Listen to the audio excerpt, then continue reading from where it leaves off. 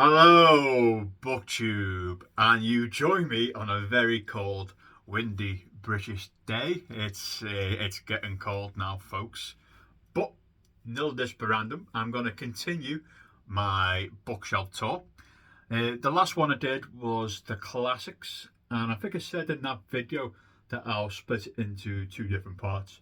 But judging by how many classic books I've actually got left to do, I'm going to do an extra one after this. So I like to do it in sections of 10, don't I? And there's about another 14 of them up there, which it also includes a series, so I can just do all those books in one go. All these books you definitely would have heard of before. They're all pretty famous classics, and they're all of the Penguin cloth-bound classic editions. Those nice hardback cloth-bounds from Penguin. So yeah, without further ado, let's crack on and do the next 10 of the classics videos of books in this little room. So the first one, okay, this is Frankenstein by Mary Shelley. 'Tis the season now, isn't it? Again, very, very famous story about Dr. Frankenstein, who makes this monster. And it's about the books about them battling each other and then battle themselves, and what is love, what it means to be human, and all that good stuff. Right? That's the main theme of Frankenstein. It's not that I don't like Frankenstein. Actually, I was about to say that, but that's not true. I'm pretty meh towards Frankenstein. I've only read it once. I was a bit because I went in with high expectations and it didn't meet those expectations. So I think I've judged this a little bit unfairly. Maybe it does deserve a reread. And it's only a wee as well, so I could do that by Halloween. Oh, it is the season. But yeah, still an influential novel. Frankenstein. Everyone should read it. And everybody knows what it is anyway, don't they? And whether it's going to be your type of book or not, everybody knows the story of Frankenstein. Next one, 'tis the season. Dracula by Bram Stoker. One, two, three. And I think, look at the cover now. Look at the cover. I think they're little veins, aren't they? All the way going through. Yeah, so this is another very famous classic horror written in the 19th century. Or was it the early 20th? I don't know. It's around there. Yeah. Bunch of people getting bit by this bloodsucker Count Dracula from Transylvania. Who finds abode in England with help and then quickly flees and chases him across Europe. I from my voice you probably say I don't enjoy Dracula. I've given it 2 goes now. I think it's a little the whole chasing him. Oh, I hated that part. It's so boring. It is. I found it utterly tedious. And the way Bram Stoker writes those long paragraphs. Oh dear. Yeah, so Dracula is not my cup of tea yet. I'm still glad that I read it. It's a classic. So you should owe it to yourself to at least try and read Dracula. But yeah, everybody, you'll know if it's your cup of tea or not, because these are famous novels, aren't they? I mean, do you want to read a book about a blood-sucking vampire? Next one, 'tis the season. This is The Turn of the Screw by Henry James. Look at that cover. Ooh, I love that. Ooh. That motion sickness off that. Ooh. This is a story about a governess who goes to this new mansion where she not nurses, she's like babysits, whatever the correct terminology. She babysits these 2 kids in this new hall, and the place is haunted. Not by Dracula, by other ghosts, It's haunted by Dracula's ghost. yeah, so this mansion's apparently haunted, and it's all that kind of a story, and it's okay. It's a it's got the same feelings towards not uh, yeah, probably the same feelings got towards Frankenstein. To be honest, I didn't go in with dead high hopes like I did with Frankenstein, but it does its job. And it's the Turn of the Screw and other short stories in this book. So the Turn of the Screw itself, it's only a short novel. So if you want to pick it up, you'll finish it.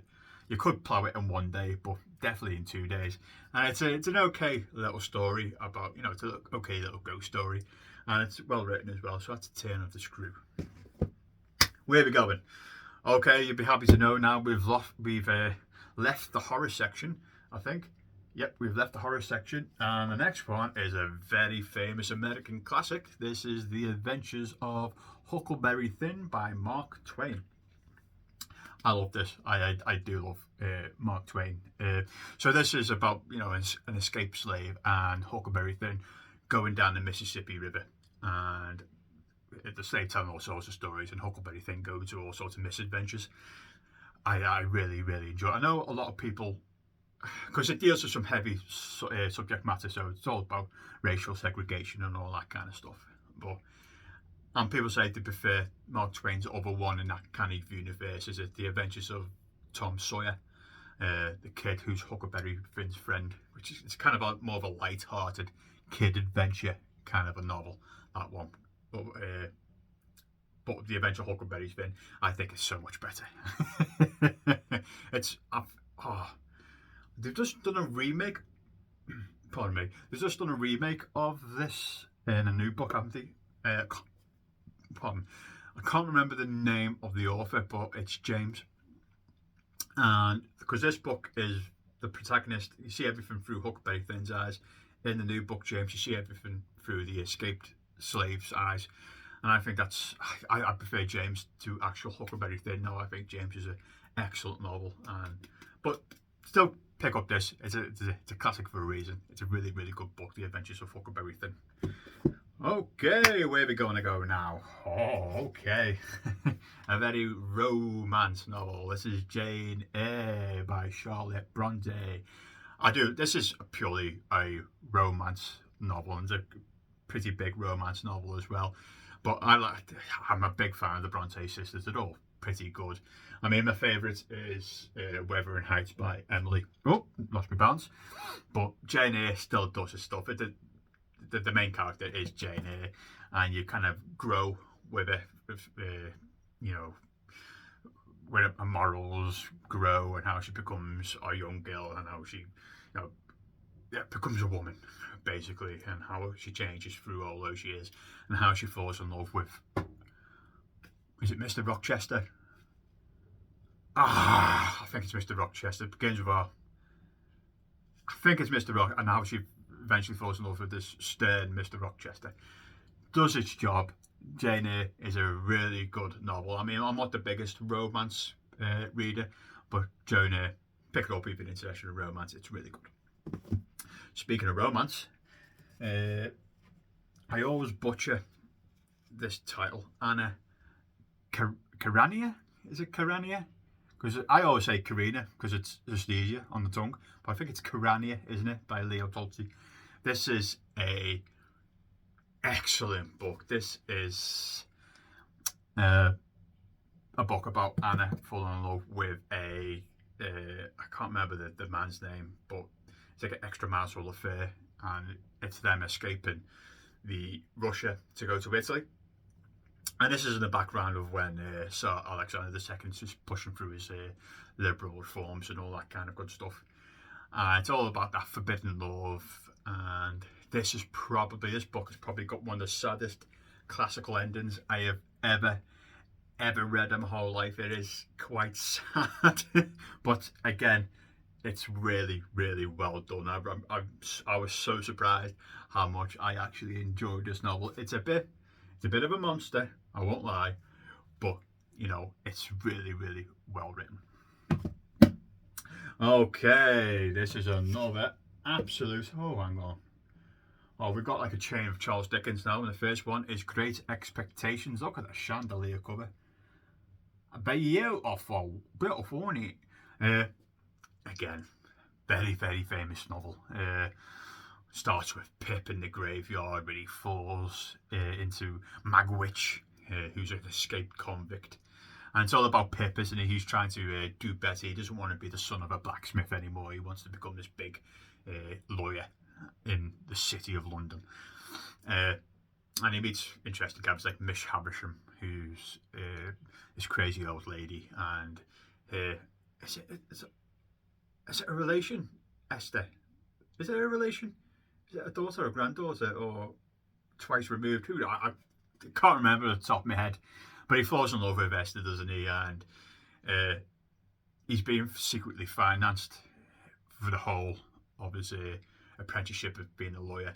And he thinks it's coming from Miss Havisham, but it's not. Out of all the great out of all the Charles Dickens novels, this is probably my favourite. Although I've not read Paperwick Chronicles. I think that's the only one I've not read. Yeah, or Christmas Carol. I've not read either of those two. But out of all the ones I've read, Great Expectations is probably my favourite. But I guess out of the Victorian authors, Charles Dickens, I find him, he's a bit, flowery, getting paid by the word kind of an author. Whereas Anthony Trollope, I'm a big Anthony Trollope fan, so I think Anthony Trollope is so much better than Charles Dickens. But still give Great Expectation a try. I think it's a really good novel. Oh dear. Bleak House by Charles Dickens. This is I think that the main character is Esther Summerson, isn't she? And the whole of this story is just the battle over two conflicting wills after this fella's died. And there's loads of different subplots going through this about, a man meeting up back with his parents and the awkwardness of it, and a absolute wretched marriage. There are tons and tons of subplots, but the main theme, the main story going right through this story is this conflicting wills and how Esther's kind of like involved around that because she's looked after harshly.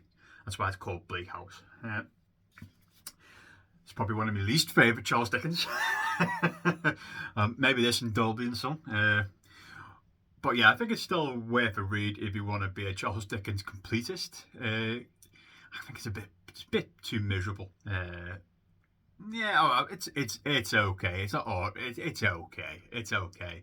It's certainly not a bad novel, but again, it is a chunker. Bit slow at some times as well, or sometimes a lot of the time. But if you're into your classics and if you're into your Dickens, go and read it. It's not a bad novel. And the last Charles Dickens book, and the second to last book I'm going to talk about today, is A Tale of Two Cities, Charles Dickens. Up there with the ones I actually enjoy reading, A Tale of Two Cities. So the two cities are London and Paris, and after being arrested, Dr. Monet, I think it's Dr. Monet, isn't it? Goes to London where he meets back up with his estranged daughter. And all that kind of story, and it's in the backdrop drawn of the French Revolution and the terror that was going on at the same time. This is actually quite, for Dickens, quite fast, and for the size of it as well, it goes quite fast. I actually really enjoyed A Tale of Two Cities, and of course it's got one of the best opening lines of all times, and watch me not be able to pull it out straight away. Oh, you know what it is anyway. It's the best of times and it's the worst of times, isn't it? Yeah, here you go. It was the best of times and it was the worst of times. It was the age of wisdom. Got one of the cracker opening lines. I do like A Tale of Two Cities. And the last one. I love this book cover. It's got all the stamps. This is Jules Verne. Around the World in 80 Days. Whoa, Phileas Fogg. I wish I was Phileas Fogg. Jules Verne, known as the father of science fiction. So this is about Phileas Fogg doing a race across the globe. he's got he's got to do it within a certain amount of days, hence 80 days. And he goes all over the place. He goes to North Africa, the Middle East, go to Calcutta, and it cuts over to the Far East China, and then wraps around to continental United States and back to the UK. This is very episodical in nature, and I do enjoy this novel. I enjoy all Jules Verne's novels. I mean, 20,000 Leagues Under the Sea is probably my favourite, but this comes in a close second. I really, really enjoy it. And that is Around the World in 80 Days. So I told you, not all of them you've probably heard of before, and there's some cracking covers in there as well. I think after this, I'm going to do a book tag that I was tagged in, but I've heard my phone go off, so I need to go and see what work wants. And I hope to see you soon. See you later, BookTube.